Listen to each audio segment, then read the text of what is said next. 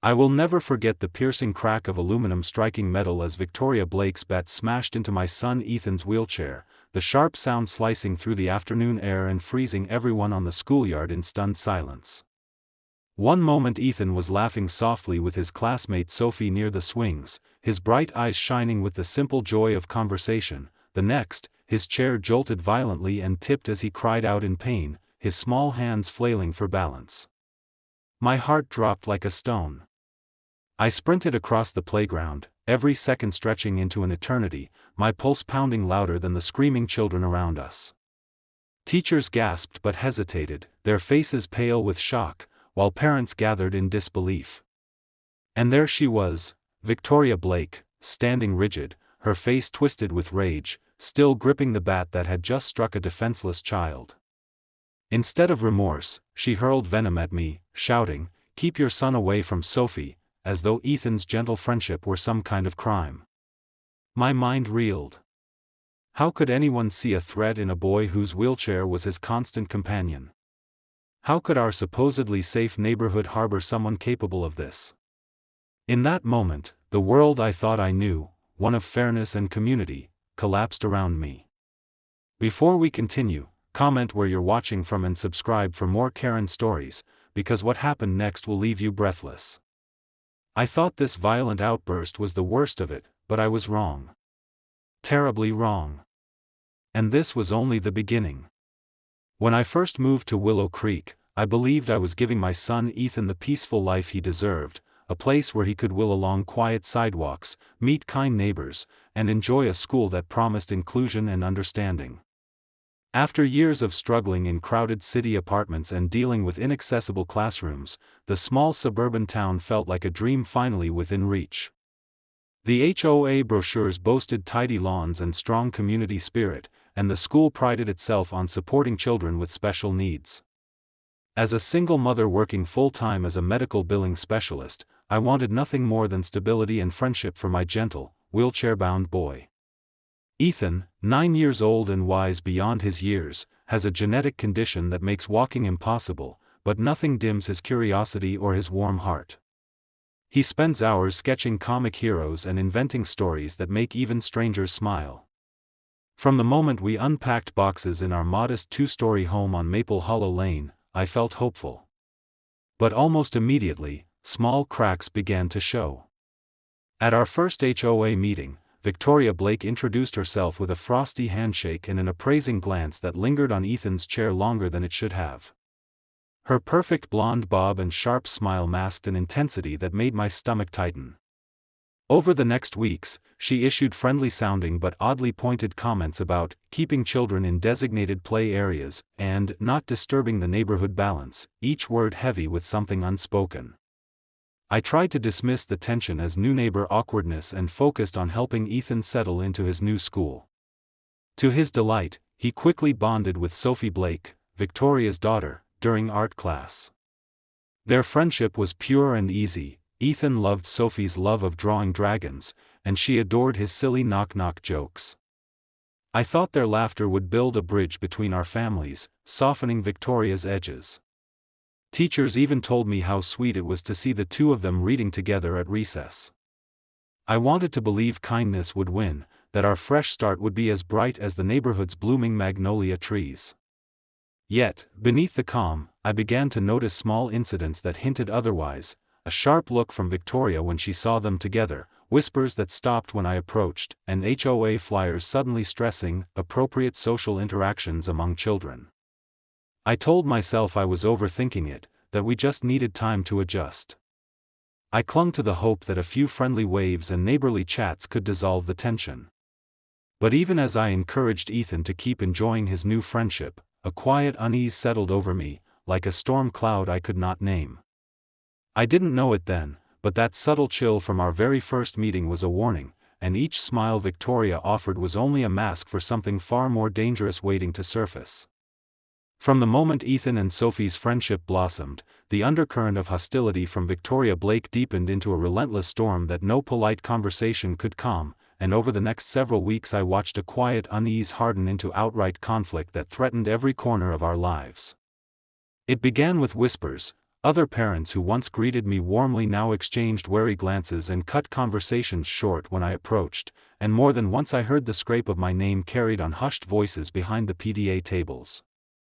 Soon the whispers turned to complaints. Anonymous notes appeared on my doorstep accusing Ethan of hogging the playground ramp and distracting Sophie from her studies, each one unsigned but steeped in the sharp, formal tone I recognized from Victoria's HOA emails.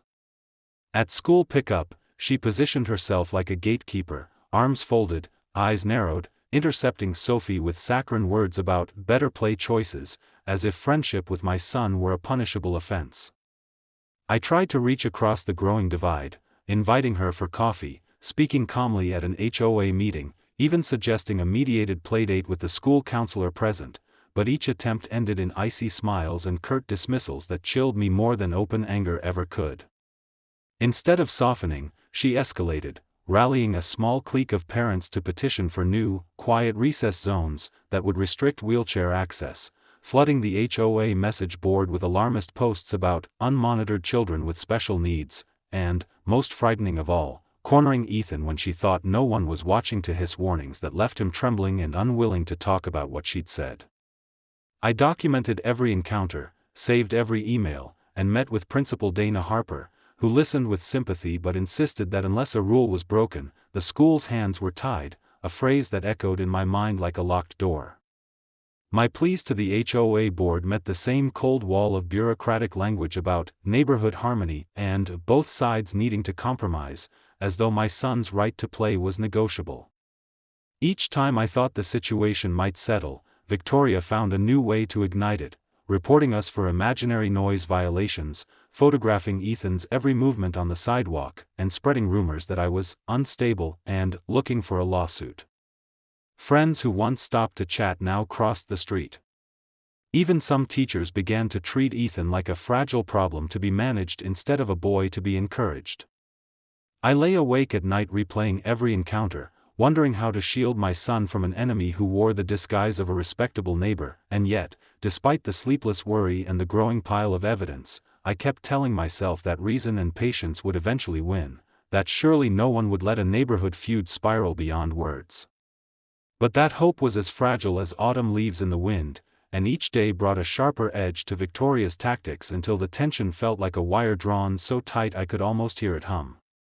I thought the worst she could do was make us outcasts, but I was terribly wrong, because while I was clinging to civility, she was already planning something far more dangerous, something that would turn a mother's quiet fear into a nightmare played out in broad daylight. The day it all exploded began like any other bright Thursday in Willow Creek, with the sun spilling across the playground and the scent of cut grass floating in the air, but there was a heaviness I couldn't name as I wheeled Ethan through the school gate that morning, kissed his forehead, and promised to be there for pickup. By mid-afternoon when I returned, the sky glowed with a soft gold that belied the storm about to break. From across the yard I spotted Ethan near the swings with Sophie, his laughter rising like music above the chatter of children, and for a heartbeat I let myself believe maybe things had calmed. Then I saw her, Victoria Blake, standing near the chain-link fence in a stiff gray jacket, a baseball bat clutched in her gloved hands as though she were waiting for a pitch that only she could see. The sight made my stomach seize. She didn't belong there during school hours, and the way she stared at the children, eyes hard and unblinking, set every nerve in me alight. I called out, "Victoria," but my voice was lost in the recess noise. Before I could reach them, she strode across the mulch with a grim purpose, her heels sinking slightly into the ground like stakes being driven. "I told you to keep your son away from my daughter," she shouted, each word like a stone hurled across the playground. Sophie froze, eyes wide. Ethan instinctively rolled his chair back, confusion and fear clouding his small face. "Mrs. Blake, stop!" I cried, breaking into a run, but my feet felt heavy, the distance impossibly long. What happened next unfolded in a blur of horror. With a sudden, savage motion Victoria raised the bat high, the late sun catching its silver barrel, and brought it down with a metallic crack that echoed like a gunshot. The sound of aluminum striking steel and plastic reverberated through the yard as the bat slammed into the side of Ethan's wheelchair, knocking it sideways and sending my son lurching dangerously toward the ground. He screamed, a sound I will never forget, his hands flailing for balance, his sketchbook spilling from his lap like a flock of startled birds. Children shrieked and scattered. Sophie cried out, "Mom, no," her small voice cutting through the chaos like a plea that fell on stone. A teacher nearby gasped, dropping her clipboard, but froze for a crucial second, her face pale with disbelief. My heart pounded so hard I thought my chest might burst as I vaulted the low fence, nearly tripping, shouting, "Ethan!" The world shrank to a tunnel of sound and motion, the clang of the bat hitting the wheelchair again as Victoria snarled, "Stay away," the scrape of metal against asphalt as the chair tilted, the terrified sobs of children running for the doors. Ethan's wide, tear-filled eyes found mine as he clung to the armrest, his voice trembling, "Mom, help." I lunged forward, dropping to my knees, catching the chair just before it toppled completely. "Don't you dare touch my son!" I shouted, fury breaking free like fire. Victoria's eyes blazed with something unhinged as she lifted the bat again, but this time a teacher, Mr. Collins, finally snapped out of shock and stepped between us, arms spread. "Put it down, now," he barked, his voice cracking like a whip. Other staff rushed in, forming a human barrier as parents flooded the yard, their gasps and horrified questions rising into a cacophony. I wrapped my arms around Ethan, feeling his small body shake, the metallic scent of fear and the faint oil of wheelchair gears filling my senses. "It's okay, baby, I've got you," I whispered, though my own hands trembled. Victoria fought against the teachers holding her back, shouting wild accusations, "He's dangerous. He's manipulating Sophie." Her words twisted with hatred that made no sense in the warm afternoon light. Someone yelled for the principal, someone else was already on the phone with the police. Time stretched and bent until sirens wailed faintly in the distance. Around us, the playground looked like a battlefield, toppled toys, scattered backpacks, and a single sketchbook page fluttering in the breeze where Ethan's drawings had fallen. When the officers finally arrived, their eyes widened at the scene, a child's wheelchair dented and scratched, a bat lying abandoned in the mulch, a mother clutching her trembling son as neighbors murmured and cameras clicked on phones. Victoria's defiance curdled to a cold silence as they read her rights, but even then she stared at me with a look that promised this wasn't over. I met that gaze, heart hammering, and vowed silently that this time she was wrong, because whatever came next, police reports, medical bills, or courtroom battles, I would not let her rewrite the truth of what she had just done in broad daylight. The hours after the attack blurred into a haze of flashing ambulance lights, antiseptic hospital corridors, and the mechanical beeps of monitors as I clung to Ethan's hand and tried to keep my voice steady while doctors checked for fractures and internal injuries, every minute dragging like an eternity while I replayed the metallic crack of the bat again and again in my mind. Although X-rays finally showed no broken bones, his chair was dented and his small body was bruised and sore, and the trauma left him flinching at sudden sounds and whispering that he didn't want to go back to school.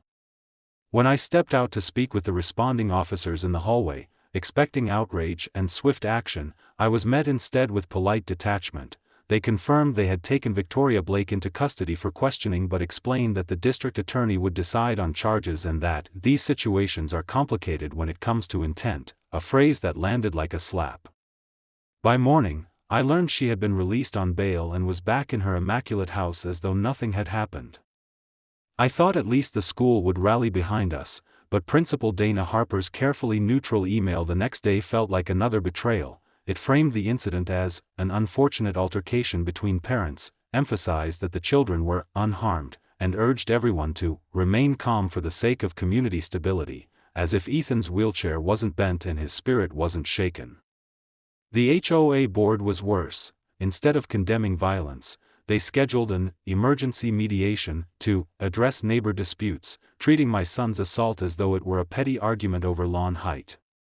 When I attended that meeting, clutching photos of Ethan's bruises and the damaged chair, Victoria arrived with a lawyer and a serene smile, spinning a story that turned my son into the aggressor, claiming he had startled Sophie, that she had swung the bat in a moment of fear, that it was a tragic accident, exaggerated by social media. Some board members nodded sympathetically, their eyes sliding past me to the folder of HOA bylaws as if those papers were more real than my child's pain. Even the police seemed to slow-walk their investigation, requesting additional statements and clarifying minor inconsistencies while hinting that without incontrovertible evidence of intent the case might end as a misdemeanor or even be dismissed. Each time I tried to press for action, I was told to be patient with the process, while Victoria's friends on the board quietly flooded neighborhood message groups with rumors that I was unstable and looking for a payout. Neighbors who once waved at us now crossed the street, and Ethan's classmates began avoiding him, their parents fearing drama. I filed every document, saved every text, and stayed up late drafting formal complaints, but it felt like shouting into a void where appearances mattered more than justice. Ethan woke from nightmares crying, asking if Victoria would come back, and I had no answer that satisfied him or myself.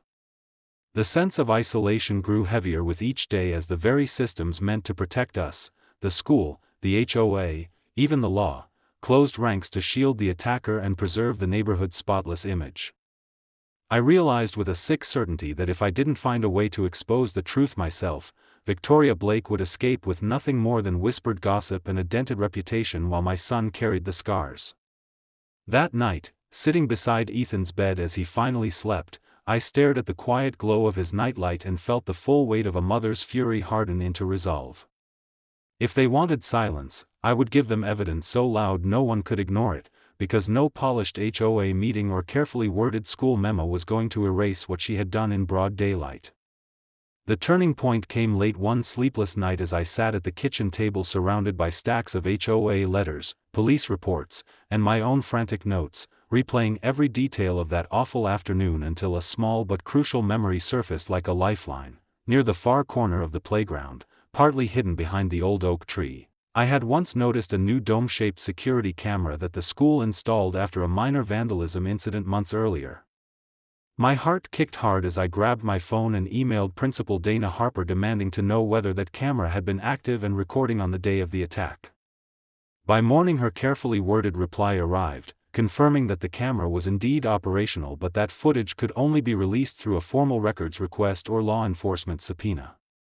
That single sentence ignited the first flicker of real hope I'd felt since the nightmare began.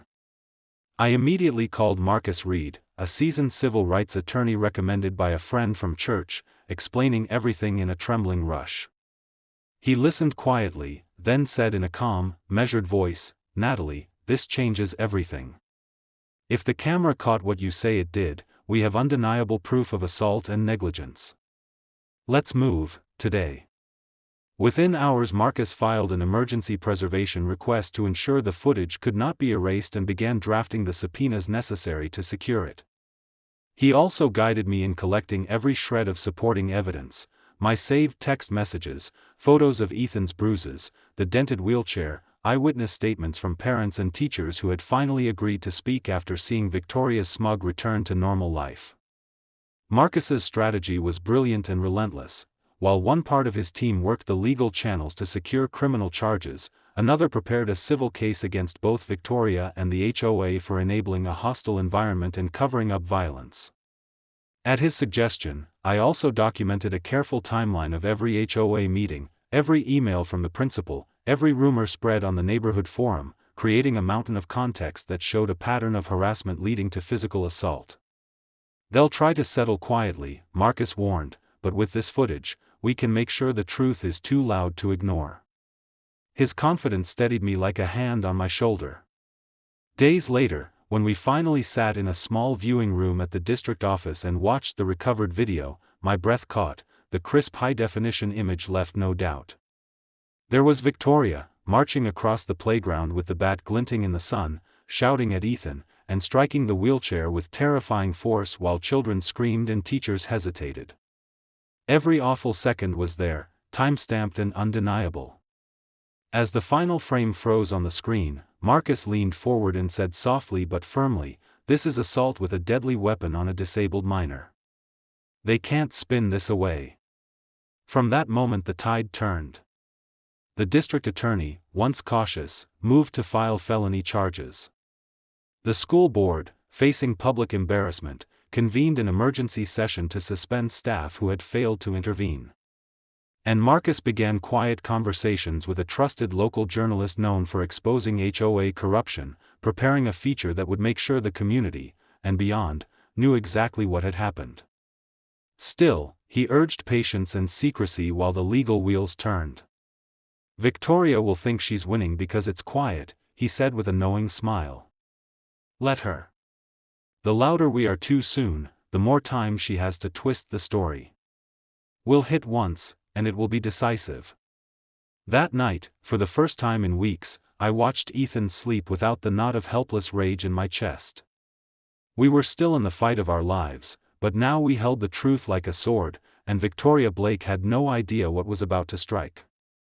The moment of reckoning arrived 2 weeks later when the subpoenaed playground footage, now in the hands of both the district attorney and a determined local journalist, went public in a searing evening news segment that left no room for doubt, and as the crystal-clear video played across televisions and social feeds, showing Victoria Blake storming across the schoolyard, screaming threats, and swinging the metal bat at my defenseless son, an entire community that once wavered on the edges of gossip and speculation erupted in outrage that could not be contained.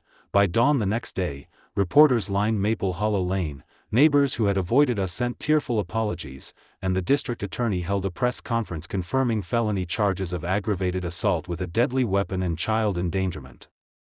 Police cars returned to Victoria's pristine driveway before breakfast, lights flashing as she was led out in handcuffs while cameras rolled, her once perfect composure shattered as she shouted incoherent protests about being set up and defending her child, words drowned by the angry chants of parents who had gathered outside demanding justice for Ethan.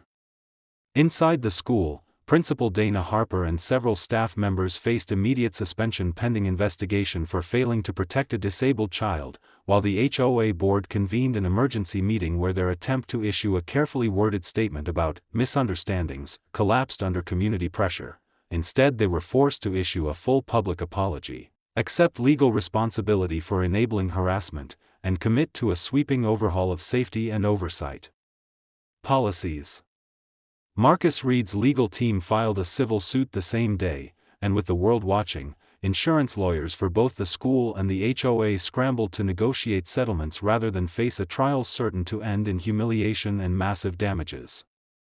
For me, the most powerful moment came not from the cameras or the legal victories but from the sight of Ethan wheeling confidently into the courthouse, his head high as he delivered a simple, brave statement that he wanted kids to be safe to have friends, words that silenced even the busiest reporters and drew quiet tears from strangers.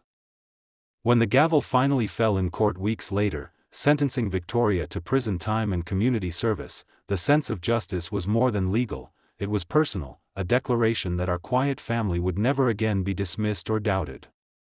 As we left the courthouse to a crowd of supporters clapping and calling Ethan a hero, I felt a deep, unshakable certainty that the power Victoria once held over our lives had crumbled for good, and that no amount of denial or neighborhood politics could ever rebuild it. In the weeks after the verdict, the world around us slowly returned to a gentler rhythm, and for the first time in months I could feel the knot of fear in my chest begin to ease as Ethan rediscovered his laughter and the courage that had carried him through the darkest days.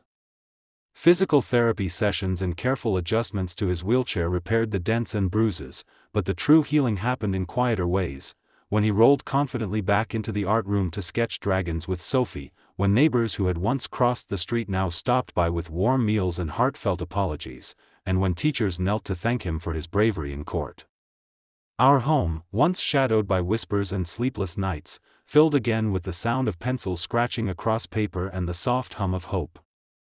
I often sat on the porch in the cool evenings, watching the neighborhood children play, and reflected on how close we had come to losing everything to silence and fear. We had faced a system that seemed designed to protect appearances rather than people, yet we had turned that silence into proof too loud to ignore. Marcus Reed's steady guidance, the courage of witnesses who finally spoke up, and the unwavering love of friends and family reminded me that justice can prevail when ordinary people refuse to back down. Ethan's words at the courthouse, his simple wish for every child to feel safe making friends, still echo in my heart as both a lesson and a call to action. Our fight is over, but for many families the struggle for safety and fairness continues, and I share our story so no parent ever feels as powerless as I once did. If you believe no parent should face what we did, hit subscribe and join us in standing for justice and compassion, because every click, every share, and every voice helps protect another child and build a community where kindness always wins.